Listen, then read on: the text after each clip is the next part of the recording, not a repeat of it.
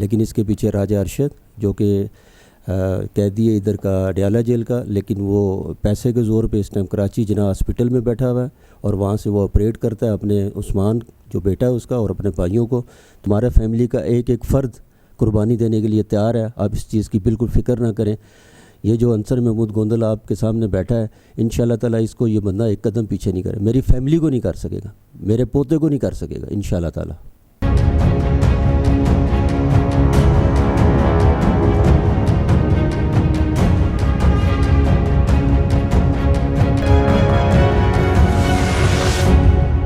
السلام علیکم. خبرنامہ T V کے ساتھ میں ہوں آپ کا میزبان راجہ رخسار احمد. اس ٹائم میں موجود ہوں سواں گارڈن میں. میرے ساتھ موجود ہیں اسلام آباد کی سیاسی اور سماجی اور معروف کاروباری شخصیت سواں محافظ پینل کے چیئرمین انصر محمود گوندل صاحب میرے ساتھ موجود ہیں. گزشتہ چند دن پہلے ان کے چھوٹے بھائی جو رضا سلیم گوندل صاحب ہیں ان کو گولی لگی تھی جس کی وجہ سے وہ شدید زخمی ہوئے تھے. اللہ کا لاکھ لاکھ شکر ہے کہ اس ٹائم وہ خطرے سے باہر ہیں اور اسلام آباد کے معروف ہاسپٹل میں داخل ہیں. ان کے حوالے سے اس حوالے سے جانیں گے کہ آخر اس کے پیچھے کون ہے اور کہ یہ کس کے کام ہو سکتے ہیں، آخر کس کی ان سے دشمنی ہے. اس کے حوالے سے ان سے جانیں گے. پہلے تو ان کا تعارف جان لیتے ہیں ان سے. السلام علیکم سر. وعلیکم السلام. سر یہ بتائیے گا کہ یہ جو واقعہ پیش آیا اس کے پیچھے کیا سین ہے، یہ کس کے کام ہو سکتے ہیں؟ گروپ مافیا ہے جس کا سرغنہ جو ہے وہ راجہ ارشد جو کہ اس ٹائم سزا یافتہ ہے، عمر قید میں یہاں سے اڈیالہ جیل سے کراچی جا چکا ہوا ہے اور وہاں پہ وہ جو جس ہاسپٹل میں جو اس کو نام دیا گیا ہے وہاں پہ سمجھے کہ اسے ہر سہولت میسر ہے اور 4 سمیں بھی رکھی ہوئی ہیں اور وہ ساری چیزیں گائیڈ کرتا ہے یہاں اپنے بیٹے عثمان ارشد کو اور اپنے بھائیوں کو. اور وہ آگے اس کو جو اس کا قبضہ مافیا کا جو مشن تھا اس کو لے کے وہ لوگ چل رہے ہیں.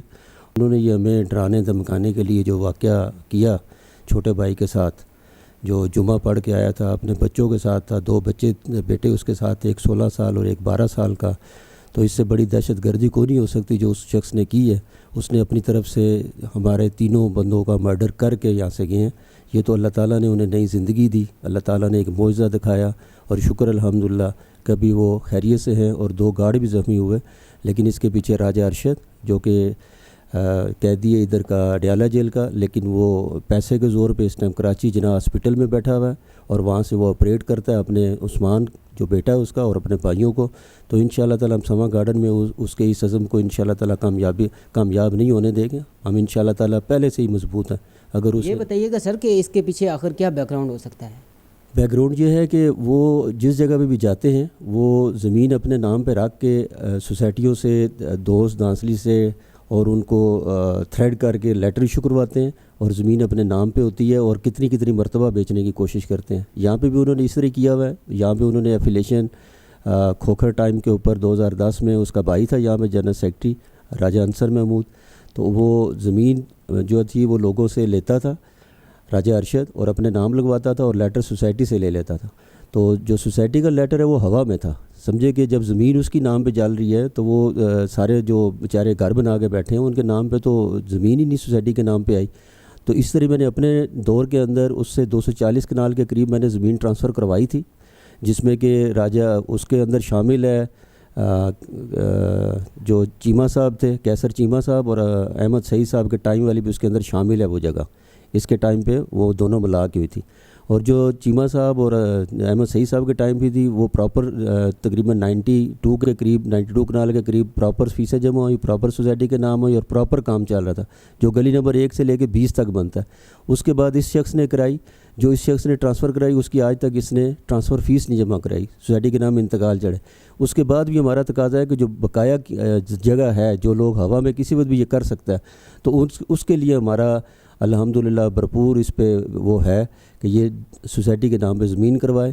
اور دوسرا سیکنڈلی قبرستان کا کوئی 60 کنال کا ایریا ہے جو یہ قبضے میں لے کے بیٹھا ہے اور 60 کنال کا قبرستان بھی انشاءاللہ تعالی ہم سواں گارڈن کو لے کے دیں گے انشاءاللہ تعالی. صحیح ہے، بتائیے گا کیونکہ پورے اسلام آباد کے مقیم جو ہیں اس واقعے کے بعد بہت افسردہ ہیں اور وہ جاننا چاہتے ہیں کہ اس ٹائم رضا صاحب کی حالت کیا ہے، اس حوالے سے بتائیے گا. جی شکر الحمدللہ جی. رضا کے ساتھ ایک بہت بڑا چھوٹے بھائی کے ساتھ واقعہ پیش آیا. اللہ تعالیٰ نے اسے زندگی دی، نئی زندگی دی اور سواں گارڈن کا کوئی ایسا گھر نہیں ہے کہ جس نے رضا سلیم کے لیے دعا نہ کی ہو، مساجد میں دعائیں کی، اور یہ دعاؤں کا نتیجہ ہے کہ اللہ تعالیٰ الحمدللہ اللہ پاک نے اسے زندگی دی، اور وہ اس ٹائم الحمدللہ ریکور کر چکا ہے، خطرے سے باہر ہے، اور انشاءاللہ ڈے بائی ڈے وہ بہتر ہو جائے گا، اور ہم اپنے اس عزم کے ساتھ کھڑے ہیں اور پہلے سے مضبوط کھڑے ہیں انشاءاللہ تعالیٰ۔ ہم اپنے عزم کے ساتھ انشاءاللہ تعالیٰ سواں گارڈن کے رہائشیوں کا جو اس نے حق مار کے رکھا ہوا ہے ایچ بلاک کے، انشاءاللہ تعالیٰ ہم دلا کریں گے، اور اس معاملے میں ہماری گوندل برادری بھی الحمدللہ شانہ بشانہ ہمارے ساتھ کھڑی ہے۔ یہ بتائیے گا سر کہ اسلام آباد کی پولیس جو ہے اس کی کارکردگی سے آپ کس حد تک مطمئن ہیں؟